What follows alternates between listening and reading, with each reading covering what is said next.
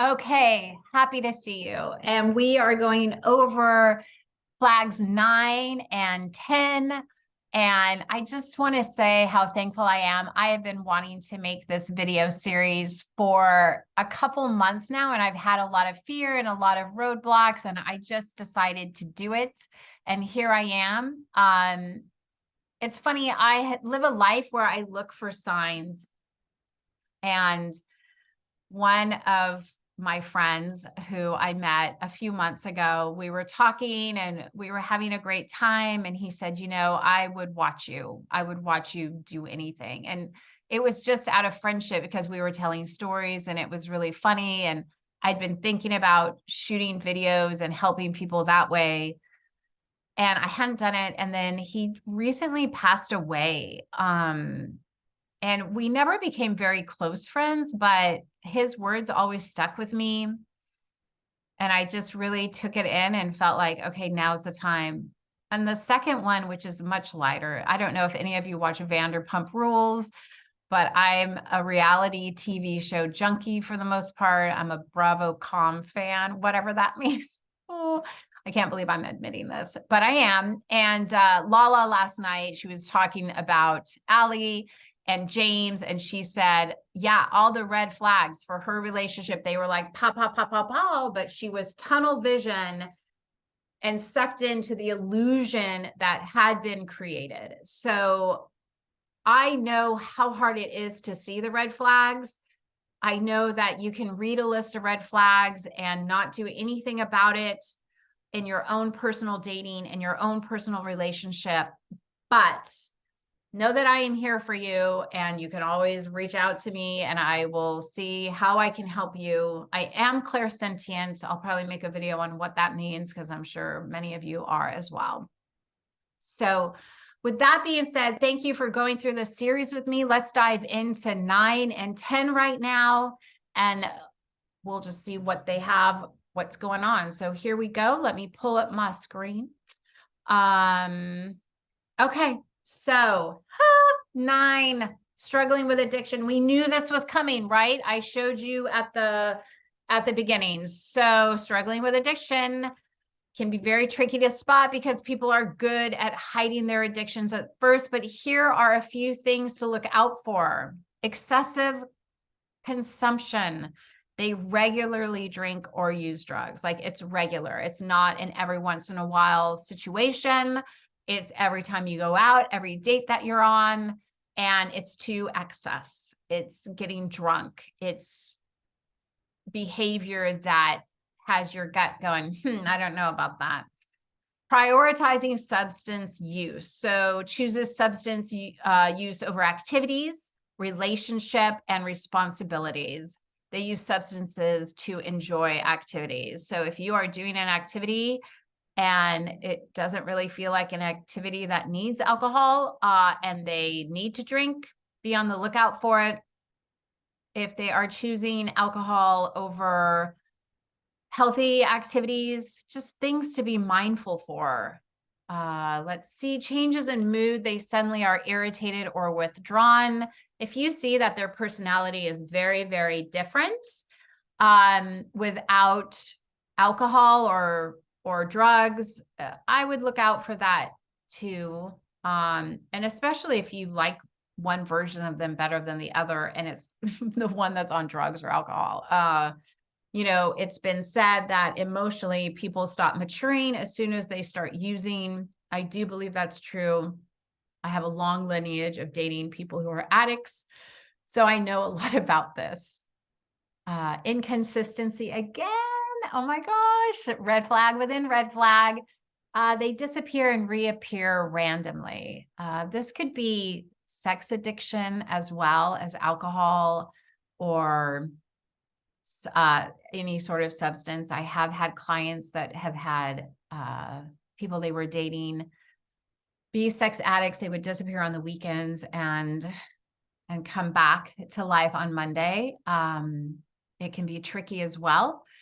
And so something to be on the lookout for, even porn as well.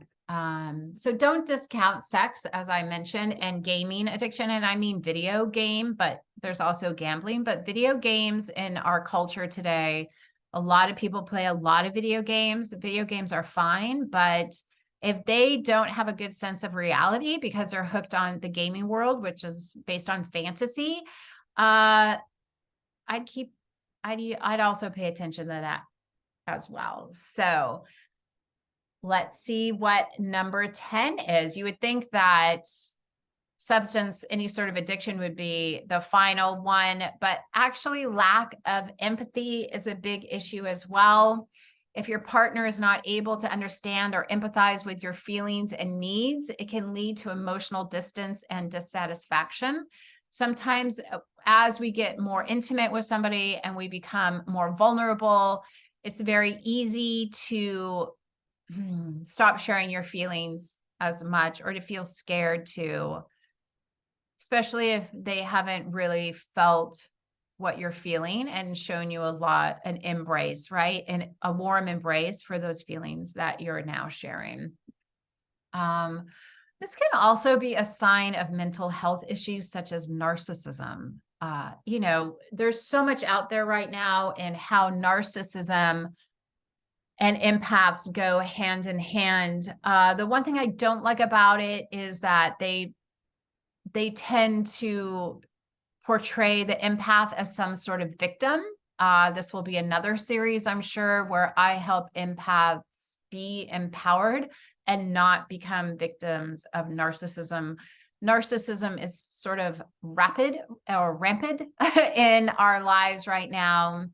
And you can date a narcissist. You just have to be more connected with yourself. And yeah, so we might go into that later. I might just make up a little series about that one too. So empathy is an essential aspect of emotional intelligence and social functioning. It allows you to connect with others. So that was number 10. You want somebody who's empathetic to you. And if they're not, move on. Again, trust your gut with all of this. I have a little fun, explosive thing. Oh, let's talk about this before I do that.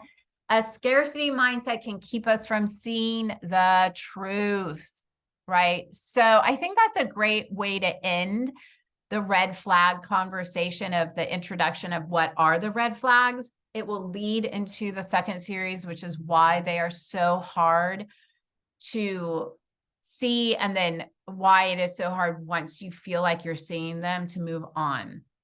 A lot of it is the scarcity mindset, right? And what that means is, we all wish that we were the bachelor or the bachelorette and we could just say, no, no, no, no, no, because we have 10 to 15 girls or men waiting behind those no's, hoping to get a rose from us.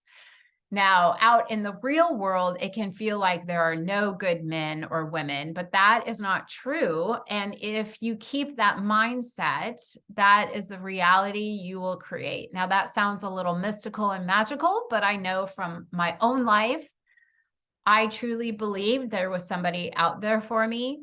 And I met him and he's 17 years younger than me.